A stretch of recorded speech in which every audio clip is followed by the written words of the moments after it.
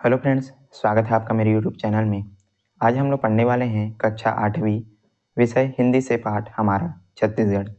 इसके कवि हैं श्री लखनलाल गुप्ता जी। तो चलिए पढ़ना शुरू करते हैं, वीडियो शुरू करते हैं। चैनल को सब्सक्राइब कीजिएगा, अपने दोस्तों के साथ जरूर इसको शेयर कीजिएगा। पूरी कविता का संदर्भ प्रसंग व्याख्या समझने वाले हैं। वीडियो में आपको अंत तक बने रहना है ताकि सारी चीज़ें अच्छे से क्लियर हो सके। चलिए पढ़ते हैं पाठ। छत्तीसगढ़ राज्य की अपनी ऐतिहासिक और सांस्कृतिक पहचान की ओज में गौरव गाथा रही है।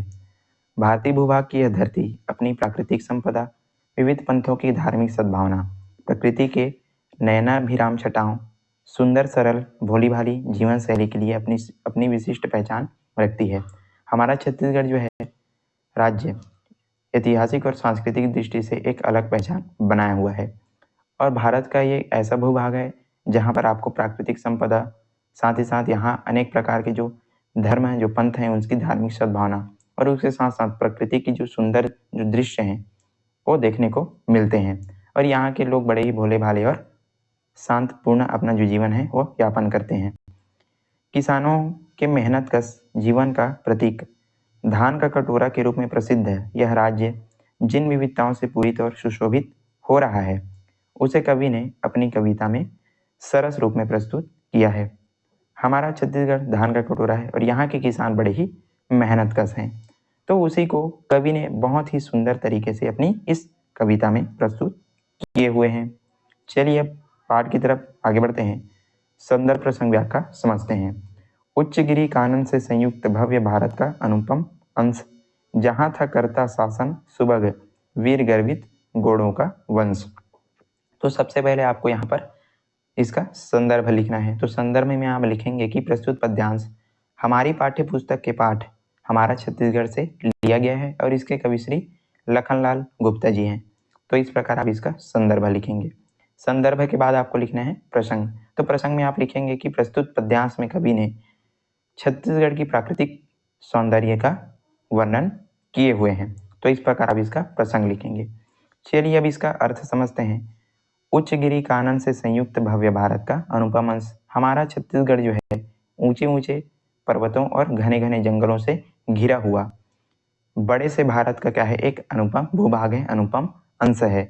और जहाँ पर कभी जो है जो वीर जो घोड़ों का वंश क्या करता था, शासन करता था। तो ऐसा हमारा क्या है, छत्तीसगढ़ है और हमारा छत्तीसगढ़ बड़ा ही क्या है, सुंदर है। तो इस प्रकार आप इसका अर्थ समझेंगे। चलिए आगे बढ़ते हैं।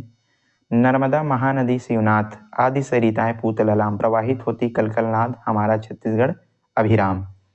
तो सबसे पहले फिर से इनका संदर्भ लिखेंगे कि प्रस्तुत पद्यांश हमारी पाठ्य पुस्तक के पाठ हमारा छत्तीसगढ़ से लिया गया है। इसके कवि श्री लखनलाल गुप्ता जी हैं। इस प्रकार आप जो है इन पंक्तियों का क्या लिखेंगे, संदर्भ लिखेंगे। प्रसंग में आप लिखेंगे कि प्रस्तुत पद्यांश में जो है, प्रस्तुत जो पद्यांश है उसमें कवि ने जो है छत्तीसगढ़ की जो नदियां हैं उनका सुंदर वर्णन किए हुए हैं। तो इस प्रकार आप इसका प्रसंग लिखेंगे। चलिए अब इसका अर्थ समझते हैं। नर्मदा महानदी शिवनाथ आदि सरिताएं पूतललाम प्रवाहित होती कलकलनाद हमारा छत्तीसगढ़ अभिराम। हमारे छत्तीसगढ़ में नर्मदा महानदी शिवनाथ आदि जो नदी हैं वो प्रवाहित होती है और अपनी कलकल की ध्वनि से क्या हो रही है, प्रवाहित हो रही है और हमारी छत्तीसगढ़ की जो गौरव गाथा है उसका क्या कर रही है, गुणगान कर रही है। तो इस प्रकार आप इसका अर्थ लिखेंगे। चलिए आगे बढ़ते हैं। रत्नपुर करता गौरव प्रकट सुयस गाथा प्राचीन मल्हार, नित्य उन्नति अवनति का दृश्य देखता दलहा खड़ा उदार। तो फिर से इसका संदर्भ लिखेंगे इन पद्यांशों का कि प्रस्तुत पद्यांश हमारी पाठ्य पुस्तक के पाठ हमारा छत्तीसगढ़ से लिया गया है। इसके कवि श्री लखनलाल गुप्ता जी हैं। इस प्रकार आप इसका संदर्भ लिखेंगे। प्रसंग में आपको लिखना है कि इस पंक्ति में कवि ने जो है छत्तीसगढ़ की प्राचीन स्थलों का वर्णन किया हुआ है। इस प्रकार आप इसका प्रसंग लिखेंगे। चलिए भाई इसका अर्थ समझते हैं। रत्नपुर करता गौरव प्रकट, रत्नपुर यानी कि रतनपुर। तो छत्तीसगढ़ में जो है रतनपुर जो गौरव अपनी क्या कर रहा है, गौरव जो है प्रकट कर रहा है। और जो इसका जो प्राचीन जो मल्हार है वो अपना जो छत्तीसगढ़ का क्या कर रहा है, यश गान जो है गा रहा है, यश गान कर रहा है। नित्य उन्नति और नदी का दृश्य देखता दलहा खड़ा उदार। और छत्तीसगढ़ की लगातार उन्नति और अवनति का दृश्य जो है देखते हुए जो दलहा जो पहाड़ है वो अपनी उदारता के साथ खड़ा हुआ है और हमारे छत्तीसगढ़ की शोभा को और भी बढ़ा रहा है। तो इस प्रकार आप इसका अर्थ समझेंगे। चलिए आगे बढ़ते हैं। तीर्थस्थल राजिम परम पुनीत और शिवरी नारायण धन्य, कह रहे महानदी तट सतत यहाँ की धर्म कथाएं रम्य। तो फिर से इसका संदर्भ आपको लिखना है कि प्रस्तुत पद्यांश हमारी पाठ्य पुस्तक के पाठ हमारा छत्तीसगढ़ से लिया गया है। इसके कवि श्री लखनलाल गुप्ता जी हैं। प्रसंग में आपको लिखना है कि इन पंक्तियों में कवि ने जो है छत्तीसगढ़ की तीर्थ स्थलों का सुंदर वर्णन किया हुआ है। इस प्रकार आप इसका प्रसंग लिखेंगे। चलिए अब अर्थ समझते हैं। तीर्थस्थल राजिम परम पुनीत और शिवरी नारायण धन्य।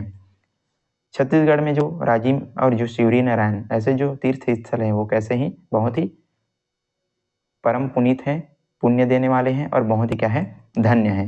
कह रहे महानदी के तट सतह, तो ये जो है महानदी के किनारे बसे हुए हैं और जो महानदी है वो इनकी जो धर्म कथाएं हैं उनको गायन कर रही है, उनको बता रही है, जिससे हमारा जो छत्तीसगढ़ है बहुत ही सुंदर दिखाई दे रहा है। तो इस प्रकार अब इसका अर्थ लिखेंगे। चलिए आगे बढ़ते हैं। प्रकृति का क्रीड़ा स्थल कमनी, यहाँ है वन संपदा अपार, भूमि से भरा हुआ है विपुल कोयले लोहे का भंडार। संदर्भ इसका लिखे देखते हैं कि प्रस्तुत पद्यांश संदर्भ जो है सेम रहेगा। प्रस्तुत पद्यांश हमारी पाठ्य पुस्तक के पाठ हमारा छत्तीसगढ़ से लिया गया है। कवि इसके श्री लखनलाल गुप्ता जी हैं। प्रसंग जो है बदल देगा। तो प्रसंग में आपको लिखना है कि इन पंक्तियों में कवि ने जो है छत्तीसगढ़ की जो प्राकृतिक जो संपदा है उसका वर्णन किया हुआ है। तो इस प्रकार आप इसका प्रसंग लिखेंगे। चलिए अर्थ समझते हैं। प्रकृति का क्रीड़ा स्थल कमनी, यहाँ है वन संपदा अपार। हमारे छत्तीसगढ़ में जो है वन संपदा जो है अपार मात्रा में मिलता है। ये जो है प्रकृति का एक क्या है क्रीड़ा स्थल है। प्रकृति हमारे छत्तीसगढ़ में जो है जो वन है, जो जंगल है वो बहुत ही घने हैं और वन संपदा हमको अपार मात्रा में, भरपूर मात्रा में यहाँ पर देखने को मिल जाता है। और ये ऐसा लगता है जैसे ये जो है प्रकृति का क्या हो क्रीड़ा स्थल, यानी कि खेलने की जगह हो। भूमि में भरा हुआ है विपुल कोयले लोहे का भंडार। और छत्तीसगढ़ की जो धरती है वहाँ पर विपुल मात्रा में यानी कि भरपूर मात्रा में जो है कोयले लोहे का जो भंडार है, जो खनिज है वो भरे हुए हैं। तो इस प्रकार आप इसका अर्थ समझेंगे। चलिए आगे बढ़ते हैं। यहाँ का है सुंदर साहित्य, हुए हैं बड़े बड़े विद्वान, कीर्ति है जिनकी व्याप्त विशेष आज भी पाते हैं सम्मान। तो संदर्भ आपको लिखना है कि प्रस्तुत पद्यांश हमारी पाठ्य पुस्तक के पाठ हमारा छत्तीसगढ़ से लिया गया है। इसके कवि श्री लखनलाल गुप्ता जी हैं। प्रसंग में आपको लिखना है कि इन पंक्तियों में कवि ने यहाँ के साहित्य और जितने भी विद्वान हुए हैं उनका सुंदर वर्णन किए हुए हैं। इस प्रकार आप इसका प्रसंग लिखेंगे। चलिए अर्थ समझते हैं। यहाँ का है सुंदर साहित्य, हुए हैं बड़े बड़े विद्वान। छत्तीसगढ़ में जो है बहुत ही सुंदर साहित्य है और यहाँ पर जो है बड़े जो विद्वान हैं वो इसी धरती पर जन्म लिए हुए हैं और उनकी जो कीर्ति है आज भी व्याप्त है और लोग आज भी उनका क्या करते हैं सम्मान करते हैं। तो इस प्रकार आप इसका अर्थ लिखेंगे। चलिए आगे बढ़ते हैं। उससे पहले यदि आपको पाठ समझ आ रहा है तो वीडियो को लाइक कीजिएगा और अपने दोस्तों के साथ जरूर इसको शेयर कीजिएगा। चैनल पर नहीं तो जरूर इसको सब्सक्राइब कर दीजिएगा। चलिए आगे बढ़ते हैं। कौन कहता है यह पिछड़ा हुआ, अग्रसर है यह उन्नति की ओर, कटोरा यही धान का कलित चाहते सभी कृपा धृत कोर। तो फिर से इसका संदर्भ लिखेंगे कि प्रस्तुत पद्यांश हमारी पाठ्य पुस्तक के पाठ हमारे छत्तीसगढ़ से लिया गया है। इसके कवि श्री कौन है लखनलाल गुप्ता जी हैं। इस प्रकार आप इसका जो है संदर्भ लिखेंगे। प्रसंग में आपको लिखना है कि कवि ने इसमें जो है छत्तीसगढ़ की उन्नति की क्या है सुंदर वर्णन इसमें किया हुआ है। इस प्रकार आप इसका प्रसंग लिखेंगे। चलिए इसका अर्थ समझते हैं। कौन कहता है यह पिछड़ा हुआ, अग्रसर है उन्नति की ओर। कवि यहाँ पर कहते हैं कि कौन कहता है कि हमारा छत्तीसगढ़ क्या है पिछड़ा हुआ है। यह हमेशा क्या कर रहा है उन्नति कर रहा है, उन्नति की ओर आगे बढ़ रहा है। कटोरा यही धान का कलित चाहते सभी कृपादित कोर। और ये जो हमारा छत्तीसगढ़ है धान का कटोरा है, यहाँ पर जो है धान भरपूर मात्रा में उत्पादन होते हैं और सारे लोगों को ये जो है क्या करता है अनाज प्रदान कर सकता है और सभी इसकी जो है कृपा दृष्टि पाते हैं। तो इस प्रकार आप इसका अर्थ लिखेंगे। चलिए आगे बढ़ते हैं। नहीं यह कभी किसी से न्यून अन्य दे सकता है उपकार, उर्वरा इसकी पावन भूमि अन्न उपजाति विविध प्रकार। फिर से इसका संदर्भ लिखेंगे। प्रस्तुत पद्यांश पाठ्यपुस्तक छत्तीसगढ़ से लिया गया है, कवि श्री लखनलाल गुप्ता जी हैं। प्रसंग में आप लिखेंगे कि इसमें कवि ने यहाँ की जो उपजाऊ भूमि है उसका वर्णन किया हुआ है, इस प्रकार आप इसका प्रसंग लिखेंगे। चलिए अर्थ देखते हैं। यह नहीं कभी किसी से न्यून अन्न दे, करता है उपकार। तो हमारा छत्तीसगढ़ कभी किसी से कम नहीं है, और ये जो है अन्न उत्पादन करके सभी पर क्या करता है, उपकार करता है। उर्वरा इसकी पावन भूमि अन्न उपजाति विविध प्रकार, यानी कि हमारे छत्तीसगढ़ में धान का उत्पादन बहुत अधिक मात्रा में होता है, और इसकी जो भूमि है वो कैसी है, बहुत ही उर्वरक है। तो यहाँ पर ये जो है सभी को क्या करती है, अन्न दे करके सभी पर क्या करती है, उपकार करती है। और इसकी जो भूमि है बहुत ही उपजाऊ है, और ये जो है अनेक प्रकार के जो अन्न है वो उपजाती है और सभी पर उपकार करती है। तो इस प्रकार आप इसका अर्थ समझेंगे। चलिए अब अंतिम पंक्ति है, इस विनय यह करबद्ध प्रगति पथ पर होवे गतिमान, हमारा छत्तीसगढ़ सुखधाम करे, करे सादर इनका गुणगान। तो फिर से इसका संदर्भ में लिखेंगे। प्रस्तुत पद्यांश हमारी पाठ्यपुस्तक के पाठ हमारा छत्तीसगढ़ से लिए गए हैं, कवि इसके लखनलाल गुप्ता जी हैं। प्रसंग में आपको लिखना है कि कवि ने जो है छत्तीसगढ़ की प्रगति के लिए ईश्वर से प्रार्थना की है।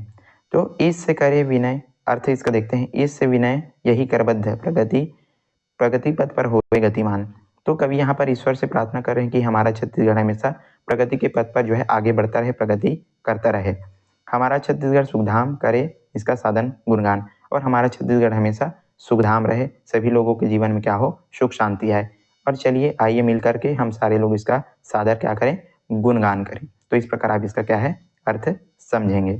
तो ये था दोस्तों आज का हमारा पाठ, और इसके आगे एक और यहाँ पर जो है कविता जो है दिया गया है, जिसको लिखे हैं दिनेश गौतम जी ने। तो चलिए इसको भी पढ़ते हैं। अपना प्रदेश देखो कितना विशेष, देखो आओ आओ घूमो यहाँ, खुशियों से झूमो यहाँ। रायपुर की क्या शानी, यही है अपनी राजधानी। ऊंचे ऊंचे हैं मकान, यहाँ की निराली शान। कोरबा की बिजली है हम सबको मिली, देवभोग का है मान, हीरे की यहाँ खदान। लोहे की ढलाई देखो, देखो जी भिलाई देखो, गूंजे जहाँ सुरताल खैरागढ़ बेमिसाल। राजीव लोचन है जहाँ रम जाए मन जहाँ, तीरथ में अग्रगण्य देखो देखो चंपा रण्य। गूंजे जहाँ सत्यधाम गिरवतपुरी है धाम, कबीरा की सुनो बानी दामा खेड़ा की जुबानी। महानदी धार देखो सिरपुर मरहाल देखो, डोंगरगढ़ बमलाई देखो, रतनपुर महामाई देखो। देवी बेमे तरा वाली देखो देखो भद्रकाली, मंदिर एकमेव देखो देखो भोरम देव देखो। देखो ऊंचा मैनपाट बड़े ही कठिन घाट, तिब्बती मकान देखो कितनी ही। फिर है ऊंचे बस्तर के वन देखो, वहाँ का भोलापन देखो, ऊंचे ऊंचे झाड़ देखो, नदी और पहाड़ देखो। झरने हैं झरझर गुफा है कुटुमसर, तीरथगढ़ प्रपात देखो, दंतेश्वरी मात देखो। अपना प्रदेश है ये कितना विशेष है ये, सबका दुलारा है ये, सबका सब सच बड़ा प्यारा है। तो ये था कविता जिसको दिनेश गौतम जी ने लिखा था।